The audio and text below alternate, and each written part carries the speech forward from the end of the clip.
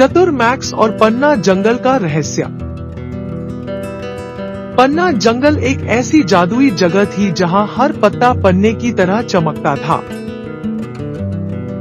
यहाँ की नदियां चांदी की तरह चमकती थी और हवा में एक अनोखी मिठास थी। इसी खूबसूरत दुनिया में मैक्स नाम का एक छोटा और फुर्तीला बंदर रहता था। मैक्स शरीर में छोटा था, लेकिन उसकी बुद्धि पूरे जंगल में मशहूर थी। वह घंटों पेड़ों की सबसे ऊंची टहनियों पर बैठकर जंगल के रहस्यों को सुलझाता था। जंगल के ठीक केंद्र में एक भव्य और विशाल गुफा स्थित थी। यह गुफा सम्राट लियो का निवास था, जो पूरे पन्ना जंगल का शासक था। लियो केवल अपनी ताकत के लिए नहीं, बल्कि अपने न्यायप्रिय स्वभाव के लिए जाना जाता था। जब लियो दहाड़ता था, तो पूरा जंगल थरथर कांपने लगता था। एक सुबह, जब सूरज की पहली किरणें ओस की बूंदों पर नाच रही थी, कुछ अजीब हुआ। नदी के किनारे कुछ रहस्यमय पैरों के निशान दिखाई दिए, जो किसी स्थानीय जानवर के नहीं थे। इन निशानों को देखकर हिरणों का झुंड बुरी तरह सहम गया। हाथियों ने खतरे को भांपते हुए अपनी सूंड ऊपर उठाकर चेतावनी दी। पूरे जंगल में एक अजीब सी बेचैनी और डर का माहौल फैल गया।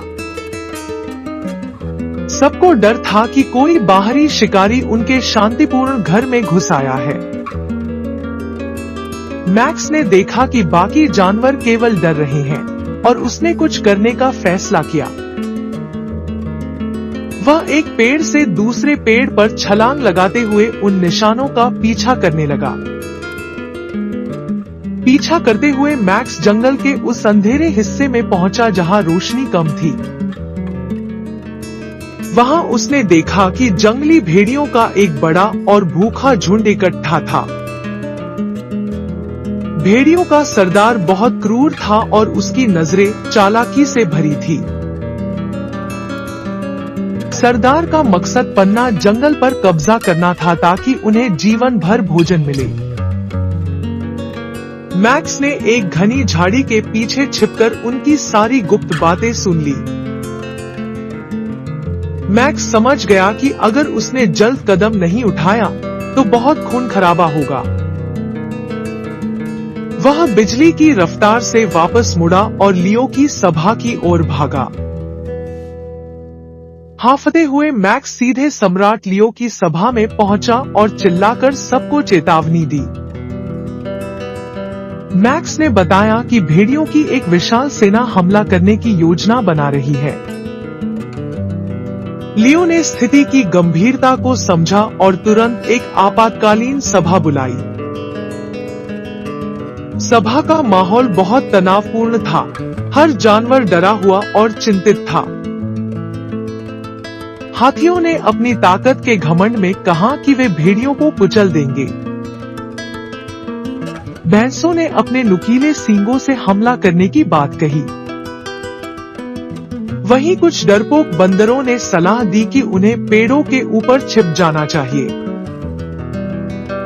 तभी मैक्स बीच में आया और बोला कि केवल ताकत से जीतना काफी नहीं है। उसने सुझाव दिया कि उन्हें अपनी बुद्धि और एकता का उपयोग करना होगा। लियो ने मैक्स की आंखों में अटूट आत्मविश्वास देखा और उसे योजना बनाने की पूरी छूट दे दी। मैक्स ने सबसे पहले बीवरों की एक टीम बुलाई और उन्हें नदी के किनारे गुप्त जाल बनाने का निर्देश दिया। बीवरों ने अपनी मेहनत से लकड़ी की ऐसी दीवारें बनाई जो बाहर से साधारण दिखती थी, लेकिन अंदर से बेहद मजबूत थी। मैक्स ने रंग-बिरंगे पक्षियों की एक टोली को बुलाया और उन्हें आकाश जासूस नियुक्त किया। पक्षियों का काम था आसमान से भेड़ियों की हर छोटी बड़ी हरकत पर नजर रखना और तुरंत संकेत देना। हाथियों के झुंड को मैक्स ने जंगल के संकरे रास्तों पर विशालकाय पेड़ों के तने गिराने का काम सौंपा। इन गिरे हुए पेड़ों ने भेड़ियों के लिए आने जाने के मुख्य रास्तों को पूरी तरह से अवरुद्ध कर दिया था। ऊपर पेड़ों पर बंदरों की सेना ने भारी नारियल और जंगली फलों के बड़े बड़े ढेर जमा करना शुरू कर दिया।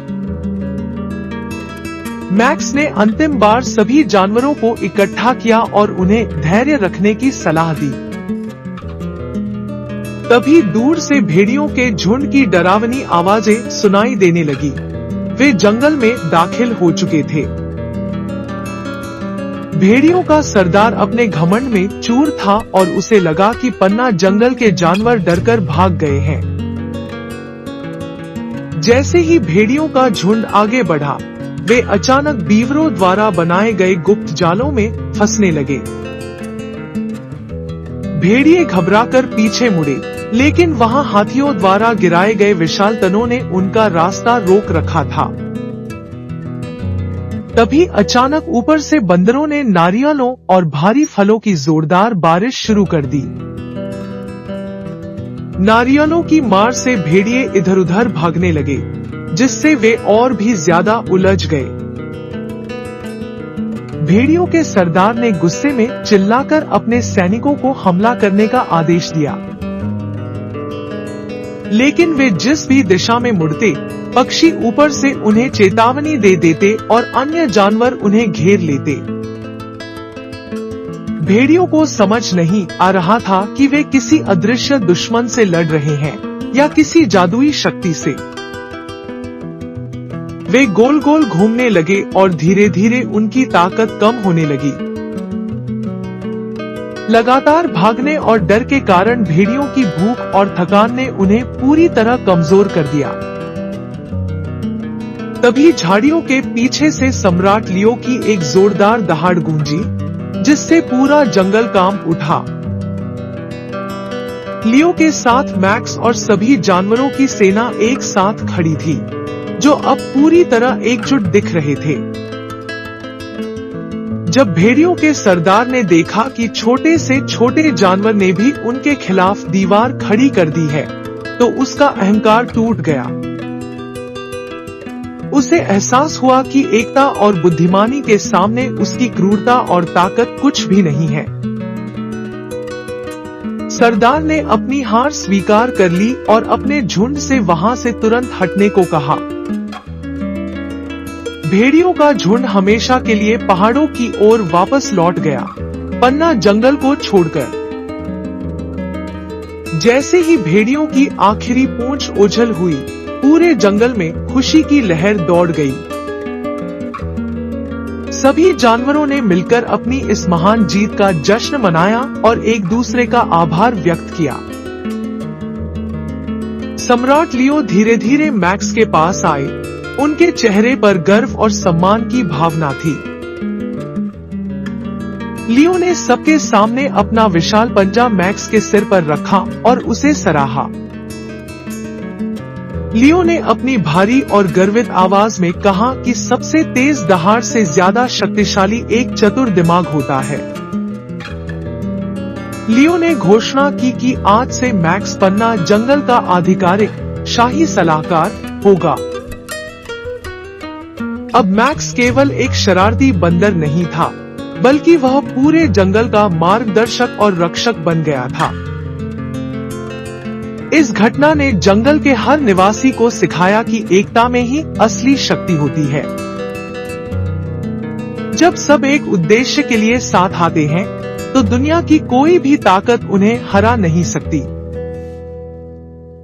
पन्ना जंगल अब पहले से कहीं अधिक सुरक्षित और खुशहाल था, जहां ताकत और बुद्धि का अद्भुत संगम था।